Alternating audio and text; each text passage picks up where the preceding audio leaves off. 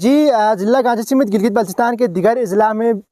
کل رات سے برف باری کا سلسلہ شروع ہو چکے ہیں۔ جی اس وقت موجود ہوں ضلع گانچہ میں، تو اگر ہم ضلع گانچہ کے حوالے سے بتاتے چلے تو موسم بہار کے آمد کے ساتھ کل رات سے یہاں پر بھی بارش کا سلسلہ شروع ہو چکے ہیں، جس کی وجہ سے یہاں پر عوام کو بہت سی مشکلات کا سامنا کرنا پڑ رہا ہے۔ ضلع گانچہ میں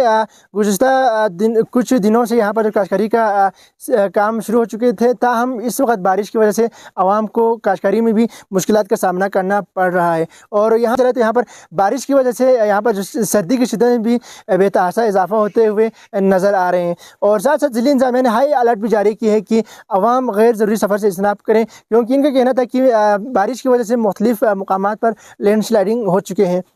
اسی کے ساتھ مدد چلے تو 3 مہینے کی طویل عرصے کے بعد بالآخر محکمہ تعلیمات کی طرف سے نوٹیفیکیشن جاری کی ہے، اور ان کے نوٹیفیکیشن کے مطابق آج سے